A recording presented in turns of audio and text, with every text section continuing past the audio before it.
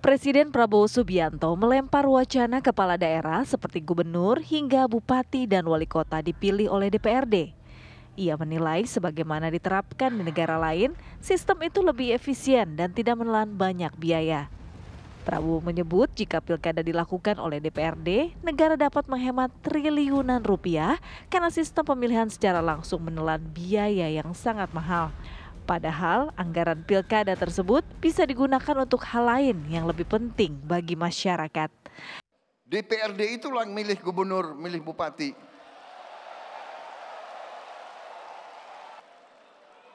Efisien, nggak keluar duit. Kayak kita kaya, bener nggak? Uang yang bisa beri makan anak-anak kita, uang yang bisa perbaiki sekolah, uang yang bisa perbaiki irigasi, uang yang bisa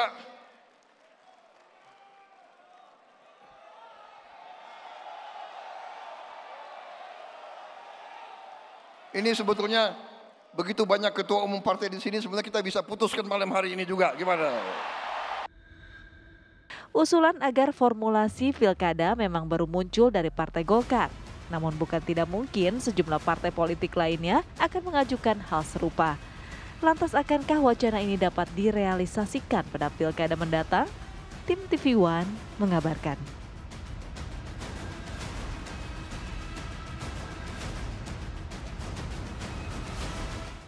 Ya, sementara itu PDI Perjuangan menolak tegas usulan Presiden Prabowo Subianto agar pelaksanaan pemilihan kepala daerah ini dipilih langsung oleh DPRD, tidak lagi oleh rakyat. Nah, menurut PDIP, pelaksanaan pilkada secara langsung ini merupakan sudah menjadi kedaulatan rakyat yang memang harus dilaksanakan. Ketua DPP PDI Perjuangan bidang pemenangan pemilu Dedi Sitorus menyampaikan penolakan tersebut di kantor DPP PDI Perjuangan Menteng, Jakarta Pusat. Menurut Dedi, pilkada merupakan hak kedaulatan rakyat dalam menentukan pilihan kepala daerah yang diharapkan. Dedi juga meminta pemerintah untuk tidak menyalahkan biaya mahal dalam pilkada karena banyak oknum politik yang memilih jalan pintas untuk menghamburkan uang demi mendapatkan suara.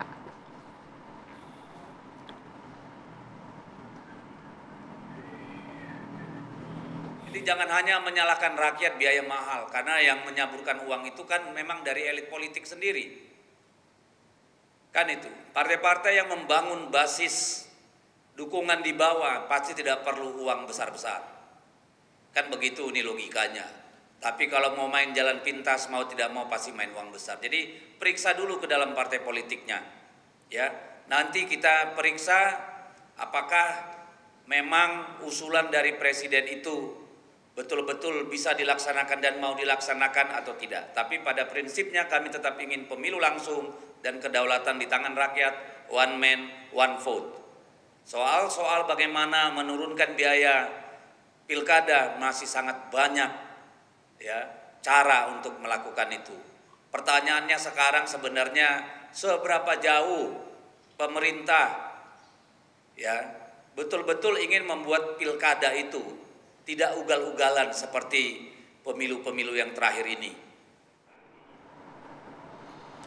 Apakah kemudian usulan dari Presiden Prabowo Subianto ini merupakan satu hal yang bisa dilakukan? Jika memang dilakukan, apa dampak baiknya, apa dampak buruknya bagi demokrasi kita? Kita akan bahas itu pada pagi hari ini. Sudah ada narasumber yang sudah hadir, baik studio langsung maupun melalui sambungan Zoom. Ada Bang Margarito Kamis, selaku pakar hukum tata negara, sudah hadir di studio. Selamat pagi, Bang Margarito. Selamat pagi, Bang. Pagi, Sehat, Bang.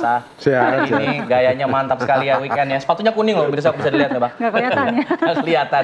Sudah tersambung juga melalui sambungan Zoom. Ada Bang Andre Rosiade, politisi Gerindra. Selamat pagi, Bang Andre. Selamat pagi, Bang Andre. Ya, pagi semuanya, Bang Margarito, ada Mbak Titi juga ya. Iya, pagi. Iya, dan juga ada Mbak Titi Anggraini selaku anggota Dewan Pembina dari Perludem. Selamat pagi, Assalamualaikum Mbak Titi. Waalaikumsalam, selamat pagi Mas Alfat, Mbak Mala, Bang Andre, dan juga Bang Margarito. Ya, Saya ingin ke Bang Andre dulu, Bang Andre. Kalau kita lihat usulan dari Presiden Prabowo Subianto ini katanya untuk menghemat anggaran negara agar tidak keluar puluhan triliun. Tadi kalau kita lihat grafisnya ada sampai 30-an triliun lebih untuk penyelenggaraan pilkada serentak. Tapi sebenarnya ini untuk menghemat anggaran negara atau menghemat anggaran dari partai politik yang tadi disebut oleh PDIP juga. Ini ada oknum-oknum dari partai politik yang sebenarnya menggunakan politik uang di situ sehingga jadi lebih boros. Ya, jadi ada beberapa item ya sebenarnya. Tapi pernyataan Pak Prabowo inti begini, Pak Alvan. Semangat Presiden Prabowo adalah efisiensi. Beliau ingin sistem partai politik kita lebih efisien agar anggarannya bisa digunakan untuk kepentingan rakyat. Contoh, program makan bergizi gratis, perbaikan gedung sekolah di seluruh Indonesia, memperbaiki sistem irigasi agar kita bisa swasembada pangan, membangun sekolah, unggul di seluruh kabupaten, pemeriksaan kesehatan gratis, dan lain sebagainya. Meski demikian, ya, Bapak Presiden adalah seorang yang sangat demokratis. Beliau ingin efisiensi ini tetap dalam koridor konstitusi kita, UUD 1945. Oleh karenanya, beliau menyampaikan gagasan di depan semua ketua umum partai di saat acara HUT Golkar supaya kita semua bisa bermusyawarah secara demokratis. Jadi wacana ini sengaja dilempar supaya nanti tentu kita bisa diskusikan. Ini bicara anggaran, jadi saya pahami apa yang disampaikan Bang Deddy terus, tapi saya ingin sampaikan juga, ini bukan hanya sebatas anggaran yang dikeluarkan oleh kandidat, tapi ada anggaran negara yang begitu besar dikeluarkan. Jadi misal contoh dari data Kementerian Dalam Negeri per 15 Juli 2024 saya baca ini, KPU, Bawaslu, Kepolisian, dan TNI menganggarkan itu ada 41,276 triliun untuk penyelenggaraan pemilihan kepala daerah. Dari anggaran tersebut nih, nanti Mbak Titi bisa bahas ini sama Bang Marga gitu. 30,697 triliun diantaranya direalisasikan sebagai anggaran penyelenggaraan pemilihan kepala daerah. Jika disandingkan nih dengan APBN tahun 2025, maka anggaran tersebut merupakan anggaran pilkada itu hampir 50% dari anggaran yang disediakan untuk program makan bergizi gratis. Anggaran pilkada tersebut lebih dari 9 kali anggaran yang akan digunakan untuk pemeriksaan kesehatan gratis. Anggaran pilkada itu lebih dari 17 kali anggaran yang akan digunakan untuk pembangunan rumah sakit lengkap berkualitas di daerah. Anggaran pilkada tersebut 2 kali lipat dari anggaran yang digunakan untuk renovasi sekolah. Anggaran pilkada tersebut bisa menambah 15 lokasi pembangunan sekolah unggulan terintegrasi. Anggaran pilkada tersebut menambah luas lahan untuk cetak sawah seluas 300.000 hektar atau menambah intensifikasi 160.000 hektar lahan untuk lumbung pangan nasional, daerah dan desa. Jadi begitu besarnya. Jadi kita bukan bicara hanya konteks uang yang dipakai untuk partai politik atau kandidat, tapi APBN yang habis disebabkan dengan pilkada langsung. Nah, wacana ini sengaja dilontarkan untuk menjadi bahan diskusi kita semua, gitu. Silahkan nanti kita bicara di sini sambil kita memilih opsi yang terbaik bagi bangsa dan negara. Ada pos-pos lain yang bisa dipenuhi jika anggaran pilkada ini bisa ditekan atau dikurangi. Kita ke Mbak Titi dulu. Mbak Titi, bagaimana dinamika politik jika usulan ini terjadi begitu? Jadi kepala daerah kembali ditentukan oleh anggota DPRD dalam konteks partisipasi masyarakat. Apakah alasan penghematan biaya politik ini bisa menjadi alasan utama untuk mengubah sistem pemilihan kita? Ya, Mbak Mala, pertama bukan berarti evaluasi tidak diperlukan. Jadi gagasan Pak Prabowo untuk melakukan evaluasi itu penting. Karena memang pilkada kita salah satu asas prinsipnya itu selain luber jurdil, yaitu efektif dan efisien. Memang betul ada banyak pos-pos yang tidak efisien dan tidak efektif. Contoh misalnya kita terlalu sering seremonial begitu ya, lalu fasilitasi yang tidak berhubungan dengan efektivitas kinerja. Di pemilu lalu contohnya nih, misalnya penggunaan private jet untuk kunjungan ke daerah, ataupun mobil dinas yang lebih dari satu, itu kan sangat berlebihan. Jadi setuju bahwa memang kita harus mengevaluasi agar lebih efektif dan efisien. Tapi pertanyaannya adalah apakah evaluasi itu serta-merta dengan mengubah desain sistem? Kita sudah pernah membincangkan ini cukup panjang begitu ya di masa Pak SBY. Di tahun 2014 Pak SBY itu pernah mengeluarkan Undang-Undang Nomor 22 Tahun 2014 pemilihan oleh DPRD begitu ya. Nah, tapi kan kemudian ada protes yang sangat besar dari publik. Publik menunjukkan penolakannya karena merasa bahwa masyarakat itu bukan hanya dibutuhkan untuk memilih DPR, DPD, presiden, tapi juga mereka ingin memilih kepala daerahnya. Dan itu persoalan hak politik. Pak SBY pada waktu itu mendengar suara masyarakat dan akhirnya menerbitkan Perpu nomor 1 tahun 2014 yang menjadi Undang-Undang nomor 1 tahun 2015 dan digunakan sampai hari ini sebagai dasar penyelenggaraan pilkada. Kita melakukan berbagai penataan untuk membuat pilkada makin efisien. Contohnya dengan pilkada serentak begitu ya. Lebih dari itu kalau kita evaluasi lagi, ketika misalnya pemilihan oleh DPRD, concern atau persoalan atau kemudian problematikanya sebenarnya hampir mirip. Pada waktu itu tahun 94 misalnya ada pemberitaan tentang jual beli dukungan di DPRD untuk pencalonan kepala daerah. Lalu kemudian beberapa DPRD digeruduk oleh masyarakat karena apa yang menjadi suara dan aspirasi masyarakat itu tidak sejalan dengan apa yang menjadi keputusan para elit. Jadi ada keterputusan aspirasi politik yang itu menimbulkan ketidakpuasan. Antara lain misalnya soal relasi pusat daerah karena dinamika politik lokalnya tidak terwadahi.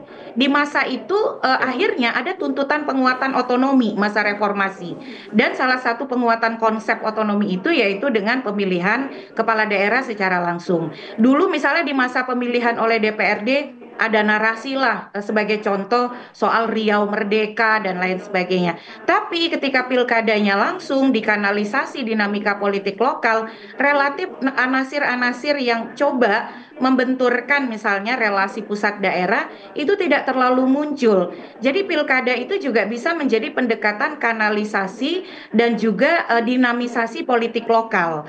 Nah, itu yang pertama. Yang kedua, memang betul ada daerah-daerah yang kita perlu evaluasi nih. Apakah misalnya dia bisa pilkada langsung seperti model yang sekarang. Daerah-daerah seperti Papua, mengingat konflik yang sangat tinggi, Tolikara, Papua, beberapa kabupaten di Papua pegunungan, tetapi itu harus dilakukan betul-betul dengan hati-hati.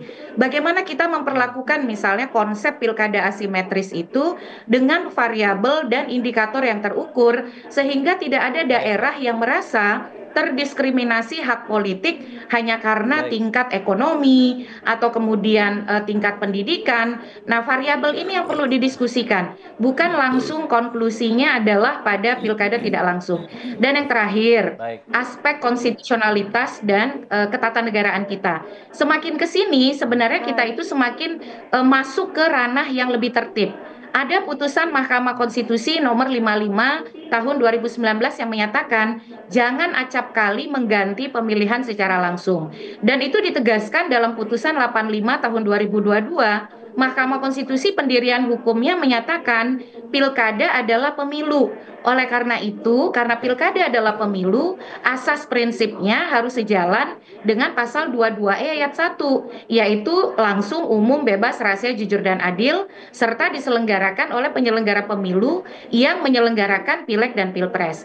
Jadi Mbak Mala dan Mas Alfat, setuju evaluasi, setuju kita perlu pendekatan-pendekatan yang lebih efisien dan efektif, tapi konklusinya tidak serta-merta adalah pemilihan oleh DPRD. Oke, baik. Saya ingin ke Bang Margarito, tadi sudah disinggung soal ketatanegaraan. Ini sebenarnya memang hasil dari putusan MK juga sebelumnya, dari DPRD kemudian jadi pemilihan langsung, tapi kemudian sekarang ada suara lagi untuk kemudian mengubah lagi ke DPRD. Bagaimana Bang, ini secara ketatanegaraan seperti apa? Ini Mahkamah Konstitusi ini juga tidak usah terlalu didengar juga. Jadi? Mahkamah Konstitusi dulu bilang ini pemilu. Ya. Sekarang ini bukan pemilu lagi, pilkada ini. Karena itu di undang-undang yang sekarang ini, yang kita pakai ini, pilkada ini sekali lagi kalau ada sengketa mestinya itu pakai peradilan khusus. Cuma sampai sekarang ini peradilan khusus itu tidak dibikin-bikin karena barang ini bukan lagi pilkada, gitu ya. Jadi Mahkamah Konstitusi tidak usah terlalu didengar juga. Ini gue tergantung angin juga ini orang-orang ini Mahkamah Konstitusi ini nih. Satu ya, biasa aja tuh. Jadi harusnya bagaimana? Mendengarkan siapa nih Bang? Kalau saya kan dari dulu suruh balik ke DPR ini. Karena alasannya apa Bang? Nah itu tadi duit 37, sekian triliun itu. Begitu ya, yang kita beri KPU sejalan sana jalan sini bikin kertas, beli kertas dan segala macam yang mesti akan semua itu. Itu belum kita hitung yang lain-lain gitu ya. Nah, jadi memang mesti kembali, harus kembali ini. Bullshit itu kalau bilang dan kita kembali lalu tidak demokratik, omong kosong besar tuh. Itu tidak mengerti sejarah pemilu-pemilu dan sejarah demokrasi itu sama sekali itu, omong kosong tuh. Tapi ini disebut sebagai sebuah kemunduran demokrasi? Nggak ada mundur maju itu. Jangan-jangan kita ini gitu. Kalau gue ini orang kaya nih, kayak Cina sana orang Cina, negeri Cina itu atau Amerika itu, gue akan kampanye, gue akan provokasi, gue akan propaganda agar Indonesia terus ngaco kayak begini di pemilu-pemilu gini, agar duit yang sudah sedikit yang Pak Prabowo bilang duit yang sudah sedikit itu kita buang-buang gitu, sehingga kita orang di sana berlari terus maju, kita terus mundur. Gitu-gitu loh. Karena duit-duit yang banyak itu kita pakai untuk hal-hal yang nggak masih akal. Tapi Bang kalau kata Mbak, kalau gue orang Cina, supaya lu tuh terbelakang, gue maju sendiri sana tuh. Gitu-gitu. Tapi Bang kalau kata Mbak Titi tadi, konklusinya tidak udahlah, ini barang ini udah di awal ini. Mbak Titi, udahlah, komentarnya silakan. Kalau saya gitu ya, saya hormat saya, tapi udahlah ini barang ini. Oke, itu pendapat dari Pak Margarito. Langsung diubah katanya bisa, Mbak Titi. Ini sebentar saya mau bilang ya. Ini yang kemarin kan tadi kan. Silakan Mbak Titi. Oke.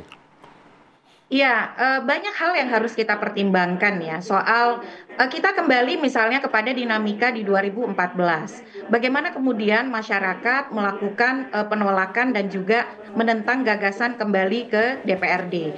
Lalu juga bagaimana dinamika upaya untuk merevisi RUU Pilkada dan mengingkari putusan Mahkamah Konstitusi yang melahirkan gerakan massa pada 22 Agustus. Jadi 22 Agustus 2024 ya, yang kemudian membuat paripurna dibatalkan di DPR karena quorumnya tidak penuh dan juga Pak Prabowo tidak mendukung pada waktu itu. Jadi ada dinamika di masyarakat kita yang perlu dipertimbangkan. Masyarakat kita itu cukup sensitif ketika berkaitan dengan pengambilan hak atau pengebirian hak. Ini kan juga hak politik yang diberikan 5 tahun sekali ya. Dan semakin ke sini terlihat memang banyak kelemahan. Saya setuju dengan Bang Margarito. Politik uang yang juga sama di DPRD. Dulu bahkan kita pernah disuguhi misalnya DPRD yang sampai harus dikarantina karena satu kursi itu dihargai pada masa itu ya sampai berapa miliar begitu. Nah hal-hal seperti itu kan kuncinya sebenarnya ada di partai politik nih Bang.